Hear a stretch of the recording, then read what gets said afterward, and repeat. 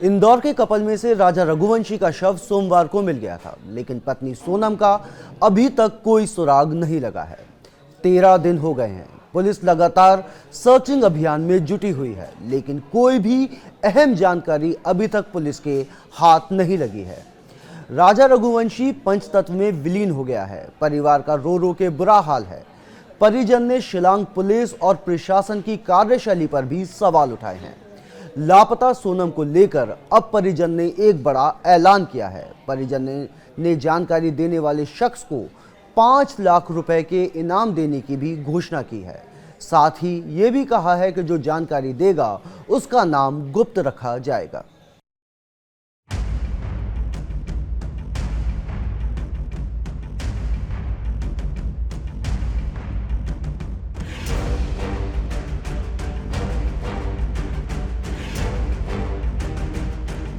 अरे मेरी बच्ची कहीं भी है, जल्दी से जल्दी ढूंढ के ला दो, मेरे को सही सलामत चाहिए। मेरा जमाई तो चला गया। राजा रघुवंशी का अंतिम संस्कार हो गया है, लेकिन पत्नी सोनम अभी भी लापता है। 13 दिन बीत गए हैं, अब तक सोनम का कोई सुराग नहीं है। शिलांग में सर्च अभियान जारी है। अब ह्यूमन ट्रैफिकिंग के आरोप लगाए जा रहे हैं। इस बीच राजा और सोनम का आखिरी सीसीटीवी फुटेज सामने आया है। 22 मई को राजा और सोनम शिलांग के एक होटल में आखिरी बार जाते हुए दिखाई दिए। इसके बाद से दोनों अचानक लापता हो गए थे। राजा रघुवंशी का शव मिल गया है, लेकिन पत्नी सोनम की मिस्ट्री अभी भी उलझी हुई है। उधर परिजनों ने मेघालय पुलिस और प्रशासन की कार्यशैली पर सवाल उठाए हैं। परिजनों ने एक बार फिर सीबीआई जांच की मांग की है।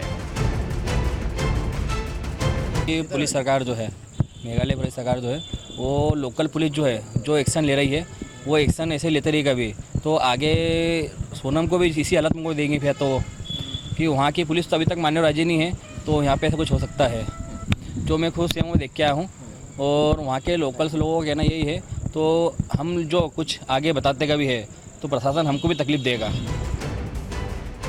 उधर इस घटना को लेकर मेघालय के मुख्यमंत्री ने कहा कि ये पहली बार जब किसी कपल के साथ ऐसा हुआ हो। मामले की जांच की जा रही है, जो भी दोषी होंगे सख्त कार्रवाई की जाएगी। So as I said, of course, this should have never happened. It's a very sad and a very unfortunate incident that has happened. So therefore, there is no doubt that this is something that we are all very, very concerned about when we're upset about. But as I said, it's not something that is,